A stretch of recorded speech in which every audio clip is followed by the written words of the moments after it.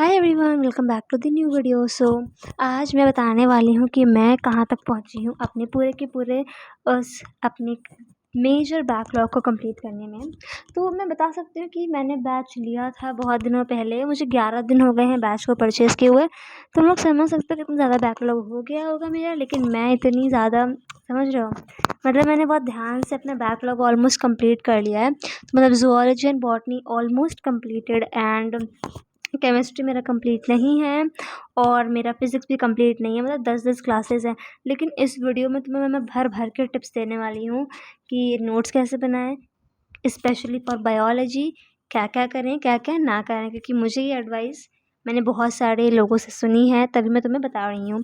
तो पहले तो मैं ये बोलूँगी कि अगर हम बात करते हैं नोट्स की, तो नोट्स अपने अकॉर्डिंगली, हर इंसान का नोट्स बनाने का पैटर्न अलग होता है। लेकिन जैसे कि अगर तुम बायो के नोट्स बना रहे हो, तो मेरे अकॉर्डिंगली ज़रूरी नहीं है कि तुम उन्हें प्लेन पेन से ही लिखो। अगर नोट्स अट्रैक्टिव होंगे, देखने में अच्छे होंगे, तो उन्हें पढ़ने में भी मज़ा आएगा। तो बायो के नोट्स बनाने के लिए मैं यूज़ करती हूँ एक रेड पेन। कोई भी रेड पेन ले सकते हो। मैं मल्टीपल कलर पेन्स नहीं यूज़ करती हूँ, लेकिन हाँ, मैं स्केच पेन्स थोड़े बहुत से पड़े हैं तो मैं उन्हें यूज़ कर लेती हूँ कभी कभी। तुम लोग देख सकते हो, स्केच पेन्स ले लिए हैं और रेड पेन और एल्कॉस का डॉट पेन। बस मैंने इतना ही बेसिक चीज़ें लिया है, बहुत कुछ नहीं मैंने अलग से लिया है नोट्स बनाने के लिए। मैंने मॉलस्का कर रही थी अभी, एंड आज ही मैम ने कराया है, तो आज ही ये वीडियो भी अपलोड करने वाली हूँ मैं। यस। अब दूसरी बात आती है कि जो समाप्ति मैम की मेडीज़ी है वो लेनी चाहिए या नहीं लेनी चाहिए। तो मैं पर्सनली नहीं ले रही हूँ मेडीज़ी, बिकॉज़ ऑफ द रीज़न कि मैम खुद ही कहती हैं कि जो भी नोट्स वो क्लास में करा रही हैं वही मेडीज़ी में भी लिखे होते हैं।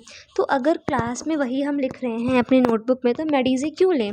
तो इसीलिए मैं पर्सनली मेडीज़ी नहीं लेने वाली हूँ।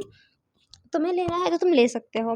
मॉड्यूल्स की बात करती हूँ, तो मॉड्यूल्स भी मैं अभी तो फ़िलहाल नहीं सोच रही हूँ कोई मॉड्यूल लेने का, लेकिन येस, कुछ मंथ्स के बाद मैं ऑब्वियसली सिर्फ़ और सिर्फ फ़िज़िक्स या फिर केमिस्ट्री की मॉड्यूल लूँगी, because question practice is very much important. लेकिन अभी मेरा फ़िज़िक्स का बैकलॉग ही नहीं कंप्लीट हुआ है। जिसका नहीं कंप्लीट हुआ है, please comment me down. And तो मैं बताती हूँ, मैं नोट्स कैसे बता रही थी ना। तो देखो, जैसे मैंने क्या किया है, मैंने एक ही पेज में एक पूरे फाइलम को निपटाने का ट्राई किया है।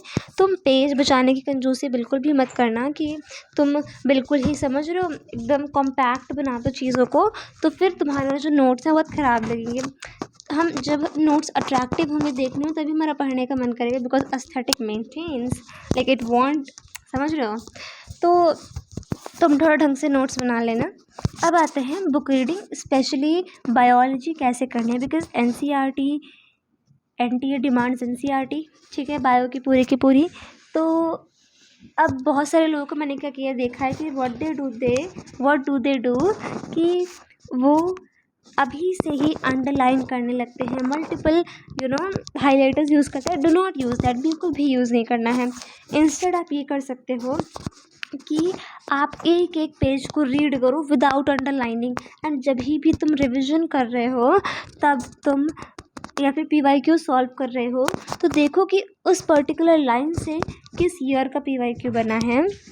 तो उस अकॉर्डिंगली जिस भी ईयर का पीवाईक्यू बना है, उस लाइन को अंडरलाइन करो, साइड में वो पीवाईक्यू ईयर लिख दो। फॉर एग्जाम्पल 2024, 2022, जो भी लिखा हो रिस्पेक्टिवली लिख दो।